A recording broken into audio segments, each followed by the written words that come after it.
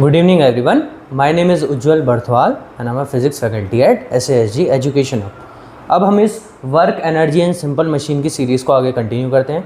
हमने अब तक क्या कर लिए हैं, 2 लेक्चर कर लिए हैं। ये हमारा थर्ड पार्ट है work energy and simple machine series का। कल वाले लेक्चर में हमने क्या करा था, हमने काइनेटिक एनर्जी पढ़ा था, हमने पढ़ा था वर्क एनर्जी थ्योरम क्या होता है।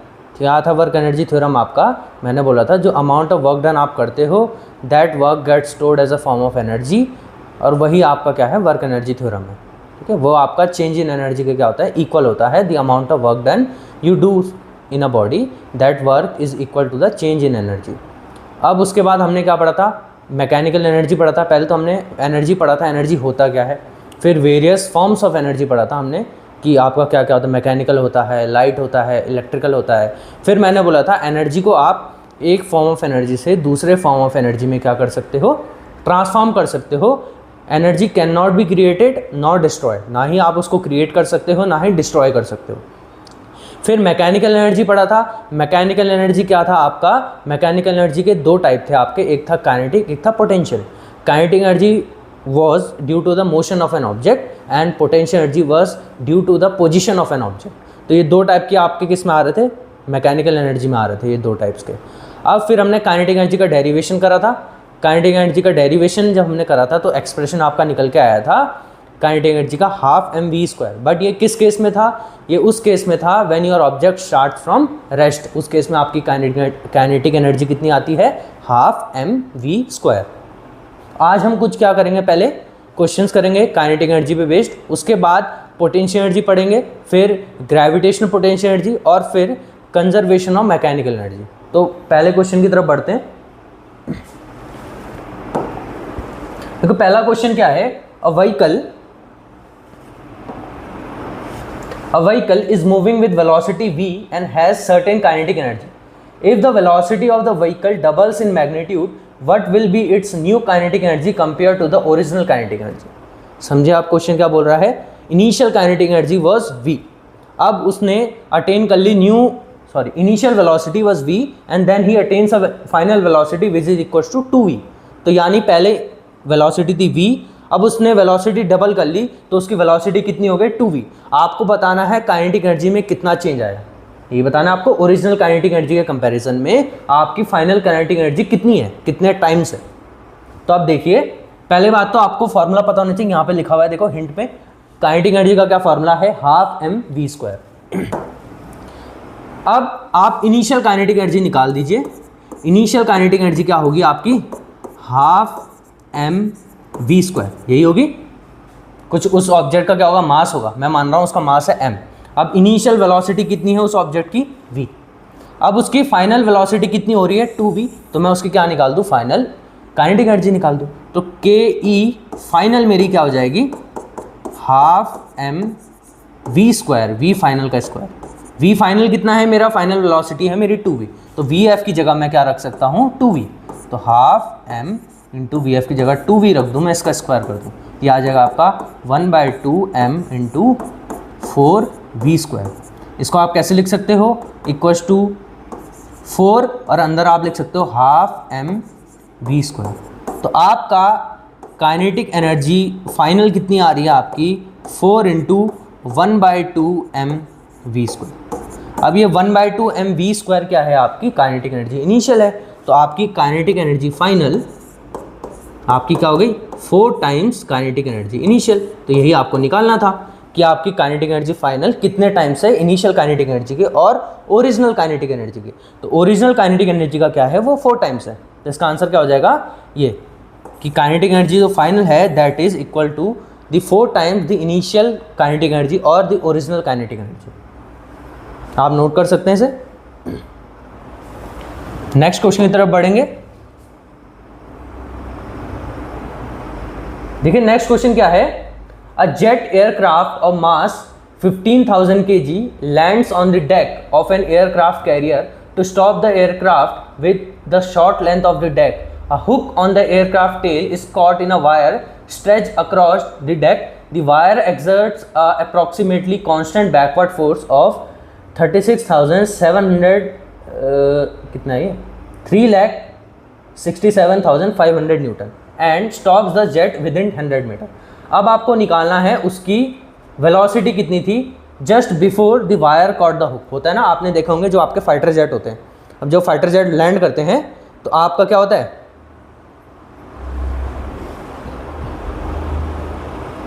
ठीक है, जब आपके फाइटर जेट लैंड करते हैं तब क्या होता है, वो जब लैंड करते हैं तो हुक से अटैच हो जाते हैं वो। उसके बाद क्या होता है, धीरे धीरे जब वो एक्सर्ट करते हैं फोर्स, तो उसके कारण वो क्या हो जाता है, फाइनली स्टॉप हो जाता है।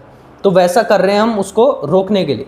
अब वो क्या बोल रहा है इस क्वेश्चन में कि इस जेट एयरक्राफ्ट का मास कितना है। पहली बात तो वहाँ पे लिखा हुआ है मास ऑफ एयरक्राफ्ट कितना है, ये पहले से हिंट है, गिवन है ये क्वेश्चन में, ठीक है। मास ऑफ एयरक्राफ्ट कितना है आपका 15,000 kg।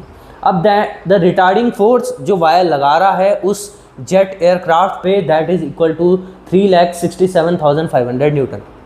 एंड जो डिस्टेंस वो मूव कर रहा है, मतलब ऐसा तो होगा नहीं कि जस्ट जब वायर ने उसको खींचना शुरू करा उसके बाद वो जस्ट एयरक्राफ्ट लैंड हो जाएगा, कुछ वो डिस्टेंस क्या करेगा, ट्रैवल करेगा, उसके बाद वो जेट एयरक्राफ्ट क्या होगा, लैंड होगा। That distance is equal to 100 metre.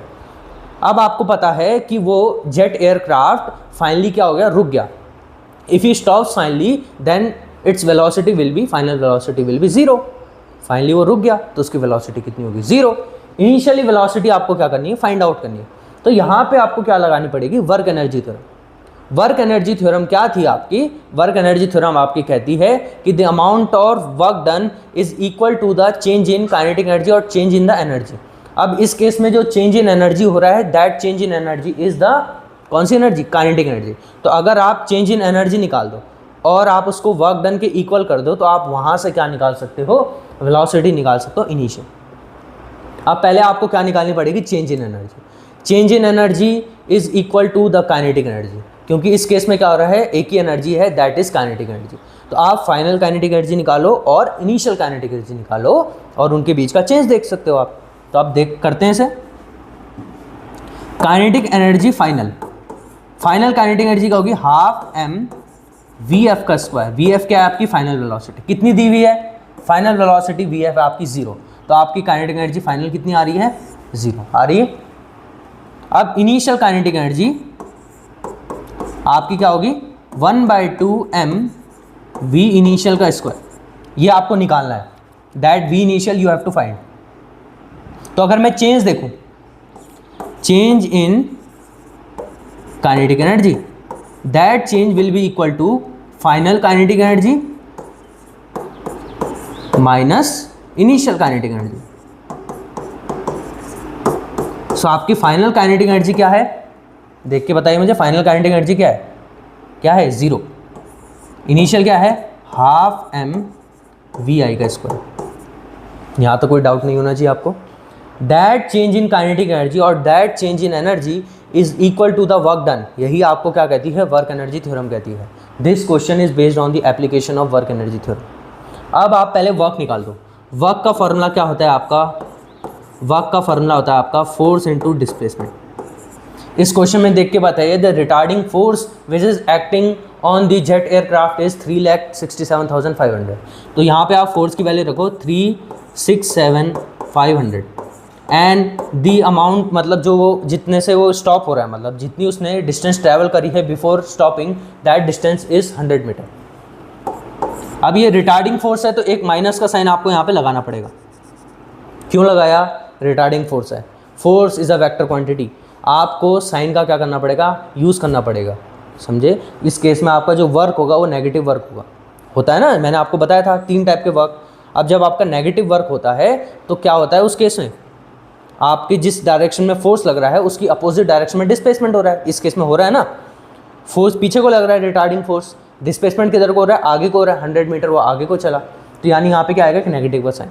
अब आप इन दोनों को क्या कर दो, इक्वेट कर दो। इन दोनों को अगर आप इक्वेट करोगे तो आपका क्या आ सकता है, वेलोसिटी आ सकता है। देखो कैसे कर सकते हो आप, वर्क आपका किसके इक्वल आ जाएगा, -367,500 इंटू 100 इक्वल टू आपका किसके इक्वल आ जाएगा, इसके -1/2 m v इनिशियल का स्क्वायर। यहाँ से क्या कट रहा है, कट रहा है यहाँ तक आप पहले नोट कर लीजिए, ठीक है। इसको मैं क्लीन कर रहा हूँ। तो ये था आपका 367,500 इंटू 100 इक्वल टू 1/2 मास कितना दे रखा है 15,000 इंटू वी इनिशियल का स्क्वायर। यहाँ पे आप सॉल्व करो इसको इधर ले जाओगे, इसको इधर ले जाओगे, तो ये 2 0 से 2 0 कट रहे हैं, 1 0 से 1 0 कट रहा है, इसको आप इधर ले जाओ 3675 इंटू 2/15, ये आ जाएगा आपका वी आई के स्क्वायर के इक्वल। इसको आप सॉल्व करोगे तो आपका वी आई का स्क्वायर आएगा 4900, यानी वी आई अगर आप इसका अंडर रूट दोगे, वी आई का लाना पड़ेगा आपको, अंडर रूट ऑफ 4900 कितना आएगा 4900 का under root, that is equal to 70। V i आ रहा है आपका 70 मीटर पर सेकेंड, इसको आप किलोमीटर पर आवर में कर सकते हो, कैसे करते हो आप 70 इंटू 18/5, तो ये आपका किस में आ जाएगा किलोमीटर पर आवर में। इसको अगर आप सॉल्व करोगे तो आपका आंसर आएगा 252 किलोमीटर पर आवर।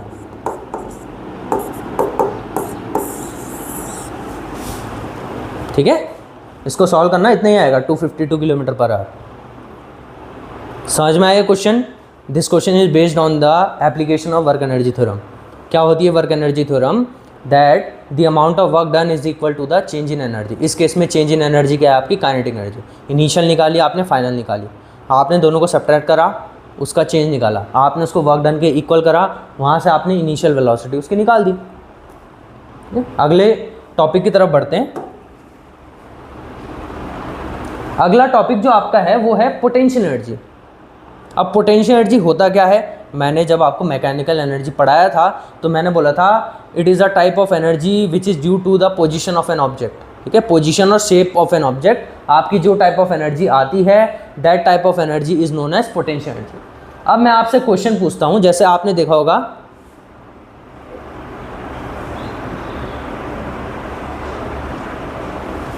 अब जैसा आपने देखा होगा कि आपका क्या होता है, बो होता है, बो में आपने देखा होगा आप तीर लगाओ, तो आप जब बो को स्ट्रेच करते हो पीछे, उसके बाद आप जब छोड़ते हो तो वो जो तीर होता है, वो एरो होता है, वो क्या जाता है आगे को जाता है और बहुत तेज़ वेलोसिटी से आगे को मूव करता है।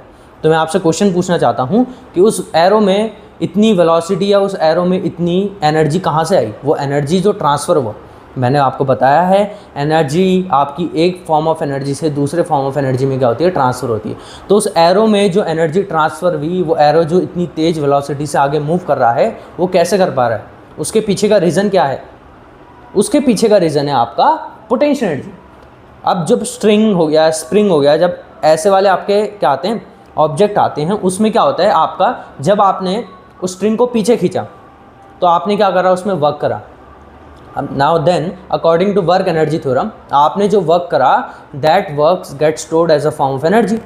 अब वो एनर्जी के फॉर्म में जो स्टोर्ड हुआ उस स्ट्रिंग में, that energy is potential energy. अब जब आपने उस स्ट्रिंग को क्या करा, रिलीज़ करा, तो जब आपने उस स्ट्रिंग को रिलीज़ करा तो वो एरो क्या हुआ, मतलब जो पोटेंशियल एनर्जी थी, दैट पोटेंशियल एनर्जी पूरी की पूरी केस में ट्रांसफ़र हुई काइनेटिक एनर्जी। उसने अपनी पूरी एनर्जी जो उसके अंदर स्टोर थी, जो आपने वर्क करा था पोटेंशियल एनर्जी के फॉर्म में, वो उसने उस एरो को दे दिया। अब वो एरो के पास क्या आ गई कि एनर्जी आ गई, वो एरो मूव करने लगा बहुत तेज़ वेलोसिटी से, उस एरो के पास कौन सी एनर्जी आ गई, काइनेटिक एनर्जी। तो आप देख रहे हो वो पोटेंशियल एनर्जी कहाँ से आई, आपने वर्क करा तो उसके अंदर क्या आई, पोटेंशियल एनर्जी आई उस स्ट्रिंग में। ऐसे ही आपके क्या होते हैं ड्यू टू पोजीशन, जैसे आप क्या कर सकते हो, ये कुछ एग्जांपल है, जैसे आपने देखा होगा ये क्या है, स्लिंग शॉट है ना। स्लिंग शॉट में भी आपने क्या देखा होगा, ऐसे अगर आप पीछे खींचो तो वो रबर सा होता है, तो रबर में भी क्या होता है, पोटेंशियल एनर्जी स्टोर होती है क्योंकि आप वर्क कर रहे हो। ठीक है, ये कुछ क्या है, एग्जाम्पल है आपकी पोटेंशियल एनर्जी। अब पोटेंशियल एनर्जी की डेफिनेशन क्या है, मैंने आपको कल भी बताया था, potential energy is the energy in an object due to its position और शेप। ठीक है, उसकी पोजीशन या शेप के कारण जो ऑब्जेक्ट पे पास एनर्जी आ रही है, that energy is equal to the potential energy. और काइनेटिक एनर्जी क्या था आपका, ड्यू टू इट्स मोशन। और ये क्या है आपका, ऑब्जेक्ट किस में है, ड्यू टू इट्स पोजीशन जो एनर्जी आती है ऑब्जेक्ट के पास, that energy is known as potential energy. It is also a type of mechanical energy. ठीक है, तो देखिए कुछ एग्जाम्पल दिख रहे हैं आपको, जैसे है बेंट बो, ये मैंने आपको बताया, या स्ट्रेच स्लिंग शॉट, या कंप्रेशन ऑफ स्प्रिंग। स्प्रिंग होता है आपका, स्प्रिंग आप कंप्रेस करते हो आपने देखा होगा वो फिर अपनी ओरिजिनल शेप क्या करना चाहता है, रिटेन करना चाहता है। आप उसको छोड़ते हो तो वो अपनी ओरिजिनल शेप में वापस आता है। अब जब वो अपनी ओरिजिनल शेप में वापस आता है तो उसके पास वो एनर्जी आ कहाँ से रही है, जब आप स्प्रिंग को खींचते हो तो energy as a form of potential energy उसमें स्टोर्ड होती है। जब आप स्प्रिंग को क्या करते हो, छोड़ते हो, तो वो वापस अपनी शेप में आता है कुछ वेलोसिटी से। That potential energy gets converted into kinetic energy. समझे, वो पूरी की पूरी पोटेंशियल एनर्जी किस में कन्वर्ट हो रही है, उसकी काइनेटिक एनर्जी में। तो यही आपके क्या है, कुछ एग्जांपल हैं पोटेंशियल एनर्जी के। होता क्या है potential energy, energy of an object due to its position और शेप, उसकी कॉन्फ़िगरेशन के अकॉर्डिंग जो उसके पास एनर्जी है, that energy is known as potential energy. ठीक है, तो अगली स्लाइड की तरफ बढ़ते हैं।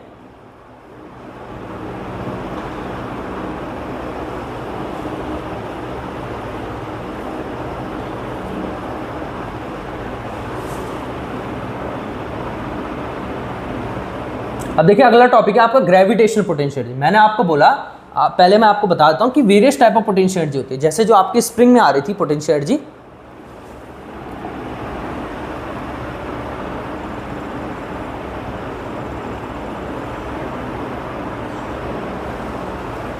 जो आपकी स्प्रिंग में आ रही थी potential energy, that potential energy was due to spring, due to उसकी कॉन्फ़िगरेशन, ड्यू टू इट्स क्या बोलते हैं, आप उसको स्ट्रेच या आप उसको कंप्रेस कर रहे थे तो उसके पास जो एनर्जी आ रही थी वो थी आपकी स्प्रिंग में जो पोटेंशियल एनर्जी होती है। ठीक है, सिमिलरली आपका पोटेंशियल एनर्जी किसके कारण आ सकती है, चार्जेस के कारण आ सकती है। आपने देखा होगा दो चार्ज आप लो, पॉजिटिव पॉजिटिव, दो चार्जेस आप क्या करेंगे, आपके अगर दो सेम अमाउंट ऑफ चार्ज हैं, सेम मतलब चार्जेस हैं उनके बीच का चार्ज सेम है, तो वो एक दूसरे को रिपेल करेंगे। अब जब वो एक दूसरे को रिपेल कर रहे हैं तो उसके पास भी एनर्जी आ रही है ना एनर्जी। तो वो एनर्जी कहाँ से आ रही है, वो energy as a form of potential energy उसमें स्टोर्ड हो रही है। दैट पोटेंशियल एनर्जी, जब आप उसको पहले पकड़े रखो, आप मैग्नेट का एग्जांपल भी ले सकते हो। दो मैग्नेट लो आपने अपोजिट पोल हैं, आपने उनको पकड़ा हुआ है। तो जब आपने उनको पकड़ा हुआ है, उनके बीच में एक फोर्स ऑफ अट्रैक्शन है अपोजिट पोल्स के बीच में। उस फोर्स ऑफ अट्रैक्शन के कारण क्या हो रही है, एक पोटेंशियल एनर्जी जनरेट हो रही है। अब जब आप उनको छोड़ते हो, वो पोटेंशियल एनर्जी किस में कन्वर्ट हो रही है, काइनेटिक एनर्जी में कन्वर्ट हो रही है। तो आपकी पोटेंशियल एनर्जी के क्या होते हैं, वेरियस टाइप्स होते हैं। आपकी potential energy due to spring हो सकती है, आपकी potential energy due to magnets हो सकती है, आपकी पोटेंशियल एनर्जी ड्यू टू क्या हो सकती है, अर्थ ग्रेविटेशनल फील्ड हो सकती है। अर्थ भी तो आपको अपनी तरफ अट्रैक्ट कर रही है, तो अर्थ आपको अपनी तरफ अट्रैक्ट कर रही है, यानी कोई फोर्स लग रहा है, उस फोर्स के कारण कुछ ना कुछ क्या हो रही है, पोटेंशियल एनर्जी है ड्यू टू इट्स कॉन्फ़िगरेशन। आप जिस पोजीशन में हो, आपके पास कोई ना कोई आप पोटेंशियल एनर्जी क्या कर रहे हो, अटेन कर रहे हो। तो वो potential energy due to earth gravitational field is known as gravitational potential energy. ठीक है, तो यहाँ पे है among the various type of possible ways in which objects can have potential energy, we will look at the simplest cause of gravitational potential energy of the earth ball system. ठीक है, आपकी जो simplest form है, that form is gravitational potential energy. ठीक है, अब देखिए यहाँ पे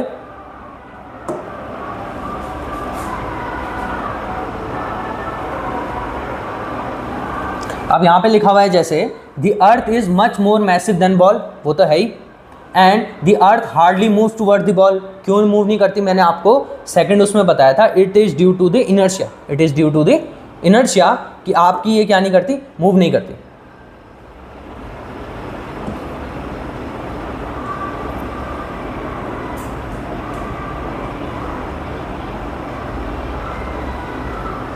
ठीक है, अब जो स्टोर्ड एनर्जी है अर्थ बॉल सिस्टम में, it is often refer to as gravitational potential energy. ठीक है, जो अर्थ और बॉल का सिस्टम लो, इसमें आप ये क्या कर सकते हो, एक एक्टिविटी कर सकते हो। इस एक्टिविटी में आपको क्या करना है मैं बताता हूँ, आप यहाँ से आपको एग्जैक्टली आइडिया लग जाएगा। दिख रहा है आपको, देखिए पहले आपको क्या करना है, एक हैवी बॉल लेनी है।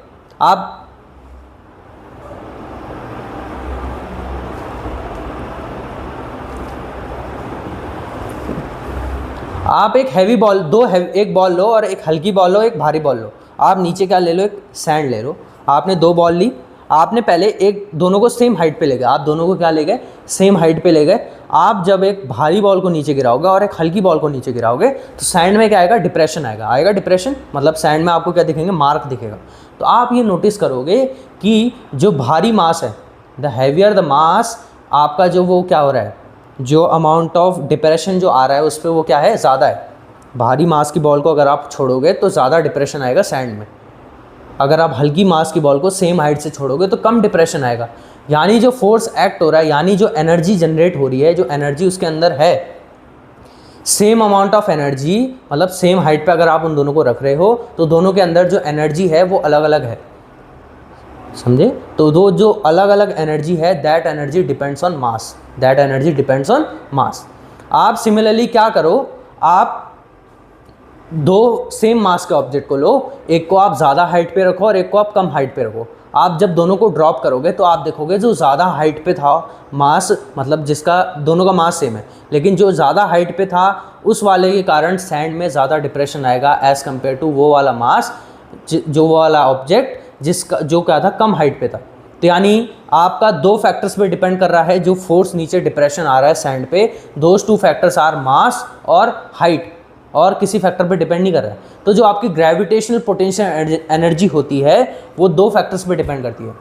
वो दो फैक्टर्स कौन कौन से हैं, एक आपका मास और एक है आपकी हाइट।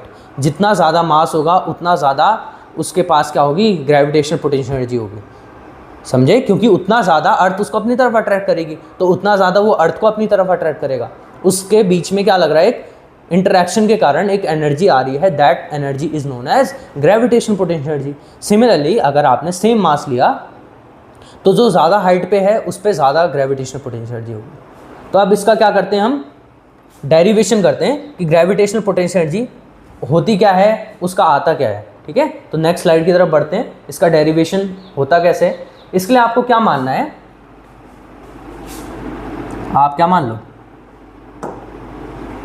एक ग्राउंड सरफेस मान लो, आपने कोई हाइट से क्या करी, बॉल ड्रॉप करी, ये हाइट है आपकी क्या, h, this height is h, ठीक है। आपने यहाँ से ड्रॉप करा, जब आप ऑब्जेक्ट को ड्रॉप करते हो तो उसकी इनिशियल वेलोसिटी कितनी है, 0 है। इनिशियल वेलोसिटी कितनी है, 0 है। आपको यही पता लगाना है कि इस पॉइंट पे उसकी पोटेंशियल एनर्जी कितनी है। अगर आप उसको हाइट पे ले जा रहे हो तो उसकी पोटेंशियल एनर्जी कितनी है। अब देखिए, जब उसकी यहाँ पे तो वेलोसिटी 0 है, यानी यहाँ पे काइनेटिक एनर्जी कितनी है, 0 है। इसके पास सिर्फ एक फॉर्म ऑफ एनर्जी है, that form of energy is potential energy. तो अगर आप इस पॉइंट पे इसकी एनर्जी निकाल दो, that energy will be equal to the potential energy. अब आप क्या कर सकते हो, इसकी पोटेंशियल एनर्जी निकालने के लिए आप लगा सकते हो work energy theorem. Work energy theorem क्या कहता है, change in energy is equal to the amount of work done. तो अगर आप वर्क निकाल दो, वही आपका किसके इक्वल होगा, एनर्जी के इक्वल, और वही आपका किसके इक्वल होगा, पोटेंशियल एनर्जी के इक्वल। समझे मेरा कहने का क्या मतलब है। चेंज इन एनर्जी यानी ये होगी आपकी पोटेंशियल एनर्जी इनिशियल, और दैट यहाँ पे होगी आपकी पोटेंशियल एनर्जी फाइनल। तो अगर आप चेंज निकाल दो इनके बीच का, तो आपको क्या मिल जाएगा, आपको मिल जाएगा चेंज निकालने के बाद वर्क निकाल के आप इसकी पोटेंशियल एनर्जी निकाल सकते हो। अब वर्क का फॉर्मूला होता है फोर्स इनटू डिस्प्लेसमेंट।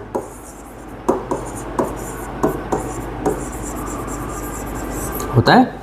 अब इस बॉल पे एक ही फोर्स लग रहा है, that is due to earth gravitational field mg। तो फोर्स की वैल्यू क्या है आपकी, mg, ठीक है। अर्थ इसके बॉल के मास के कारण इस पे नीचे को एक फोर्स लग रहा है वेट के equal, that is equal to mg। अब जो इसमें डिस्प्लेसमेंट हुआ है, दैट डिस्प्लेसमेंट इज h। तो अगर इस फॉर्मूले में रख दो, आपका वर्क कितना आ जाएगा, फोर्स की वैल्यू है mg, डिस्प्लेसमेंट की वैल्यू है h, यहाँ पे वर्क कितना आ गया, mgh। अब यही वर्क आपका किसके इक्वल होगा, change in energy, change in energy. अब जो चेंज इन एनर्जी है, that change in energy is equal to the potential energy, क्योंकि फाइनल पोटेंशियल एनर्जी तो आपकी क्या होगी, 0 होगी। तो सिर्फ आपकी इनिशियल पोटेंशियल एनर्जी, यानी पोटेंशियल एनर्जी आपकी कितनी होगी इनिशियल पॉइंट पे, यहाँ पे, क्योंकि फाइनल तो आपकी 0 है। फाइनल तो क्या है आपकी 0 है, दैट इज क्या है आपकी 0। ये किसके इक्वल आ जाएगा आपका mgh।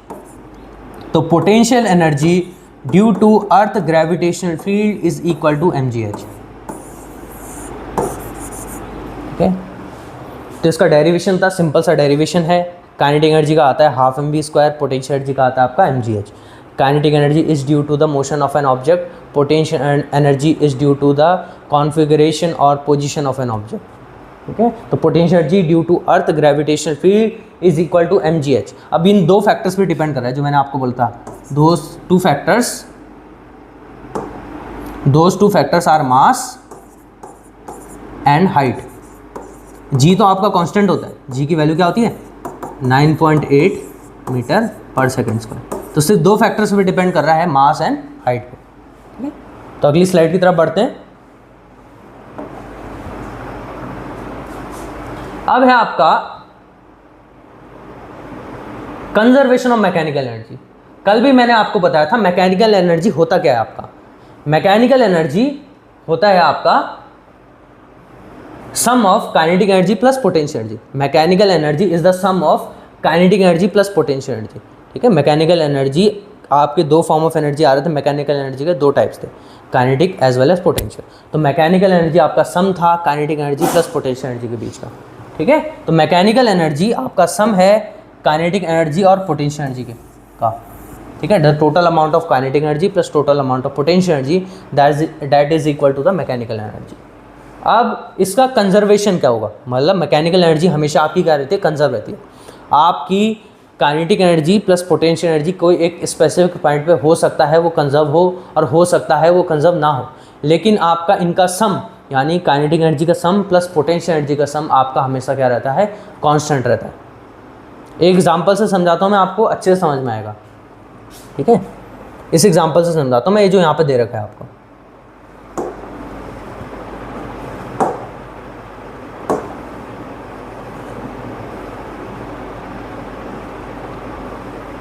दिख रहा है होगा, इसको इधर ले आता हूँ मैं।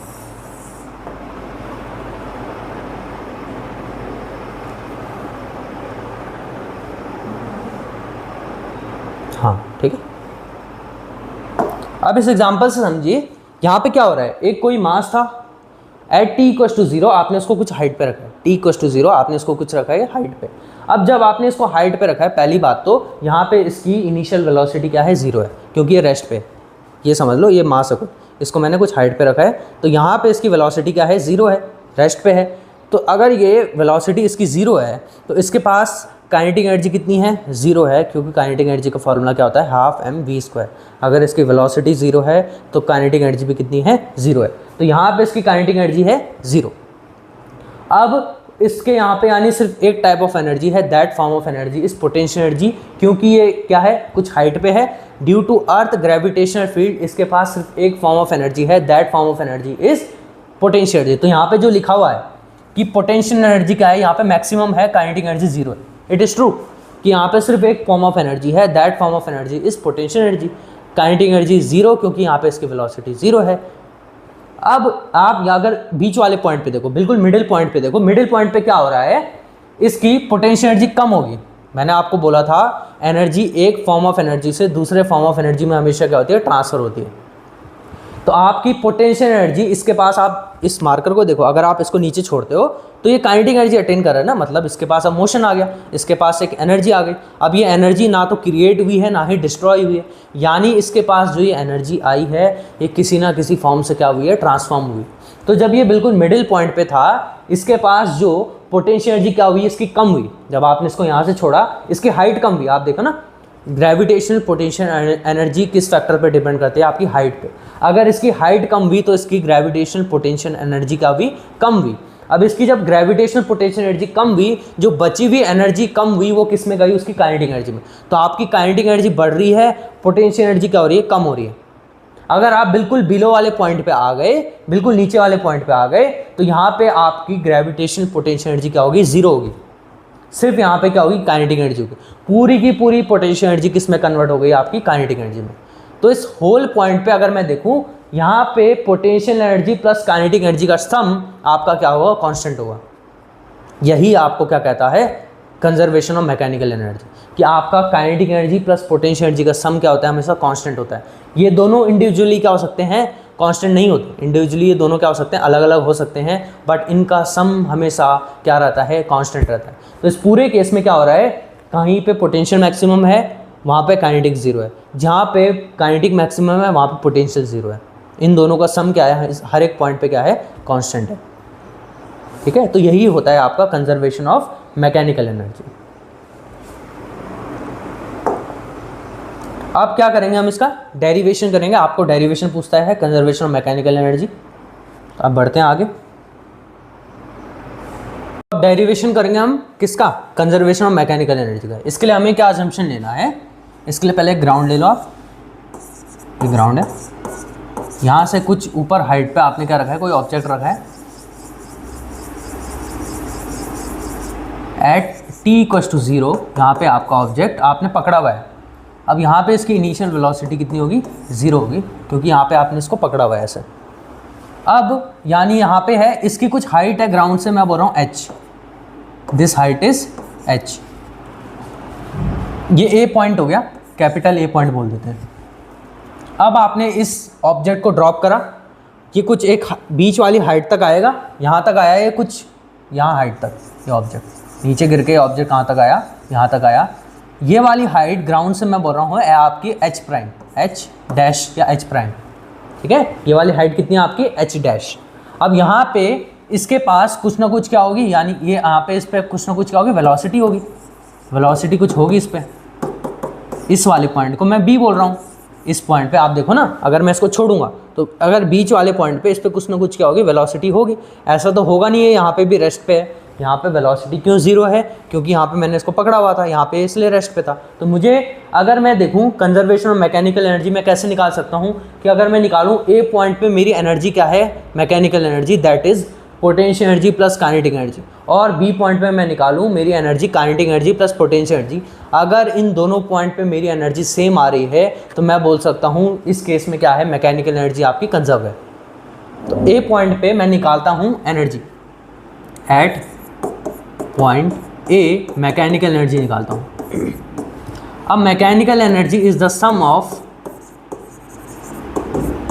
Mechanical energy is the sum of kinetic energy plus potential energy है। अब आप मुझे बताओ काइनेटिक एनर्जी A पॉइंट पे कितनी है। अगर उसकी वेलोसिटी 0 है, वहाँ पे ऑब्जेक्ट आपका रेस्ट पे है, तो उसकी काइनेटिक एनर्जी कितनी होगी, 0। पोटेंशियल एनर्जी कितनी है उस ऑब्जेक्ट पे, due to earth gravitational field इसको नीचे खींच रहा है mg फोर्स से। अभी मैंने निकाला था पोटेंशियल एनर्जी वाले डेरिवेशन में, तो ग्रेविटेशनल पोटेंशियल एनर्जी कितनी आती है आपकी, mgh। तो आपकी मैकेनिकल एनर्जी कितनी आ गई A पॉइंट पे,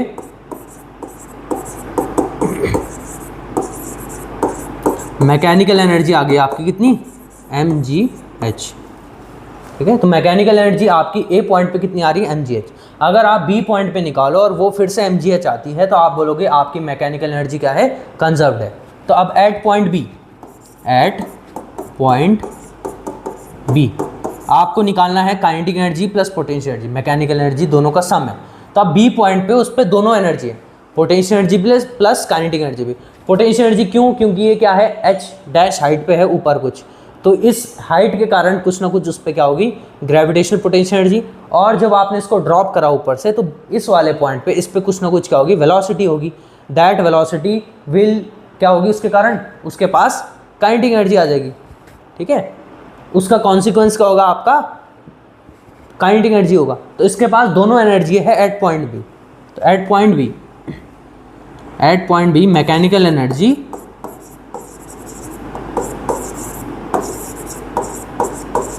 is the sum of kinetic energy plus potential energy. अब आपको पता है काइनेटिक एनर्जी का फार्मूला होता है आपका 1/2 mv², ये हमने निकाला था। अब आपको यानी इस पॉइंट पे क्या चाहिए, वेलोसिटी चाहिए, वो आपको पता नहीं है। अब आपको क्या लगानी पड़ेगी, इक्वेशन ऑफ मोशन लगानी पड़ेगी। इक्वेशन ऑफ मोशन आप कौन से लगा सकते हो, फर्स्ट इक्वेशन ऑफ मोशन लगा सकते हो। फर्स्ट इक्वेशन ऑफ मोशन यहाँ पे लिख सकते हो आप, from first equation of motion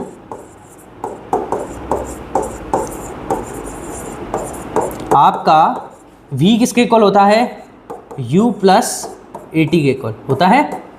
अब यहाँ पे a आपका किसके इक्वल है, acceleration is equal to your gravitational field, और acceleration is equal to the acceleration due to gravity. तो यहाँ से आपका जब u 0 है, इनिशियल वेलोसिटी कितनी है, 0 है। इनिशियल क्या है velocity, at t equal to 0, initial velocity. v क्या है आपका, 0 है। यहाँ पे आप टाइम को क्या लगोगे, at t equal to t second, ठीक है। अगर आप इस फॉर्मूले में पुट करो, आपका v किसके इक्वल आ जाएगा, ए है आपका जी के इक्वल, टी है आपका टी के इक्वल, तो आपका वी आ गया जी टी। यहाँ पे अगर आप काइनेटिक एनर्जी निकालोगे तो काइनेटिक एनर्जी कितनी आएगी आपकी, काइनेटिक एनर्जी आएगी आपकी 1/2m, वी की जगह क्या पुट कर सकते हो आप जी टी, तो ये जी टी का स्क्वायर कितना हो जाएगा जी स्क्वायर टी स्क्वायर। ये आ गई आपकी काइनेटिक एनर्जी। अब आपको क्या निकालना है, पोटेंशियल एनर्जी। अब आपको इस पॉइंट पे बी पॉइंट पे पोटेंशियल एनर्जी निकालनी है, ठीक है, potential energy at B that is equal to M G H prime H dash, ठीक है, तो आपको एच डैश निकालना पड़ेगा। अब आप सेकंड इक्वेशन ऑफ मोशन लगा सकते हो, from second equation of motion आपका एस होता है U T plus half A T square. अब आप देखो एस क्या होता है आपका डिस्प्लेसमेंट, इस पॉइंट से इस पॉइंट तक आपका डिस्प्लेसमेंट कितना हो रहा है, ये वाली डिस्टेंस, कौन सी डिस्टेंस, ये वाली दिख रही है आपको, ये वाली डिस्टेंस। अब ये वाली डिस्टेंस आपकी किसके इक्वल होगी, ये पूरी डिस्टेंस है h और ये वाली डिस्टेंस है आपकी h डैश। तो अगर आप h से h डैश माइनस कर दोगे, सब्ट्रैक्ट कर दोगे, तो आपकी कौन सी डिस्टेंस आएगी, ये वाली, that is equal to displacement. तो s है आपका इक्वल h माइनस h डैश, ठीक है। तो यहाँ पे आप पुट कर दो h minus h dash equal to आपका क्या आएगा, यहाँ से u तो आपका 0 है तो ये पूरा 0 हो जाएगा, 1/2 a की जगह है आपका g टी स्क्वायर, ठीक है। यहाँ से आपका h किसके इक्वल आ रहा है, h prime plus half g t square आ रहा है। तो ये आपका क्या आ गया, h आ गया आपका किसके equal, h prime plus half G T square के इक्वल।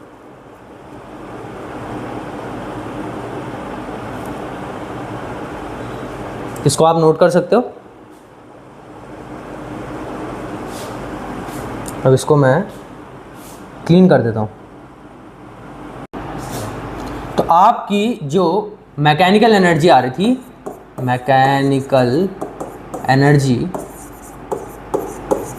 एट ए पॉइंट आ रही थी वो आपकी mgh, और आपने जो काइनेटिक एनर्जी निकाली पी पॉइंट पे, दैट काइनेटिक एनर्जी वाज कितना, हाफ एम जी स्क्वायर टी स्क्वायर, ठीक नहीं। और आपने पोटेंशियल एनर्जी अब निकालनी है, पोटेंशियल एनर्जी बी पे मैंने बोला था आपकी है एम जी एच प्राइम, और आपने सेकंड इक्वेशन ऑफ मोशन से h माइनस एच प्राइम कितना निकाला, 1/2 जी टी स्क्वायर के इक्वल। यहाँ से आप इसको इधर ले जा सकते हो, h minus 1/2 G T square आपका किसके इक्वल आ जाएगा, h डैश के इक्वल। इसको आप यहाँ पे पुट कर दो, तो आपकी पोटेंशियल एनर्जी बी पे कितनी आएगी, एम जी एच की जगह आप पुट करो कितना, h डैश की जगह h minus 1/2 G T square. इसको आप सॉल्व करोगे, इसको अंदर ले जाओ आप ब्रैकेट के, ये आएगा आपका M G H minus M ji square by 2 T square. ये आ गई आपकी पोटेंशियल एनर्जी एट बी। अब मैकेनिकल एनर्जी निकालना है, mechanical energy at B, mechanical energy at B किस चीज़ का सम होगा, kinetic energy at B plus potential energy at B, ठीक है। तो काइनेटिक एनर्जी बी पे कितनी है आपकी, 1/2 एम जी स्क्वायर टी स्क्वायर, और पोटेंशियल एनर्जी बी पे कितनी है आपकी, plus M G H minus 1/2 M जी स्क्वायर टी स्क्वायर। तो ये कट जाएगा आपका, यानी मैकेनिकल एनर्जी एट बी कितनी आ रही है, एम जी एच। तो आपकी mechanical energy at A, mechanical energy at ए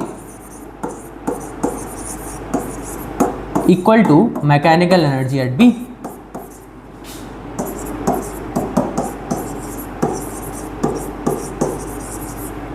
तो यहां से आपने क्या प्रूफ कर दिया कि आपकी ए पॉइंट पे और बी पॉइंट पे जो मैकेनिकल एनर्जी है वो सेम है। तो आपकी जो मैकेनिकल एनर्जी है वो क्या रहती है, कंजर्व रहती है। मैकेनिकल एनर्जी किसका sum, kinetic energy plus potential energy का, वो हमेशा क्या रहता है, कांस्टेंट रहता है, वो आपका कभी भी चेंज नहीं होता, ठीक है। दोनों आपस में चेंज हो सकते हैं, लेकिन उन दोनों का सम हमेशा क्या रहता है, कांस्टेंट रहता है, कंजर्व रहता है। तो इस वीडियो के लिए इतना ही। आगे हम क्या करेंगे, पावर करेंगे और सिंपल मशीन करेंगे। Thank you.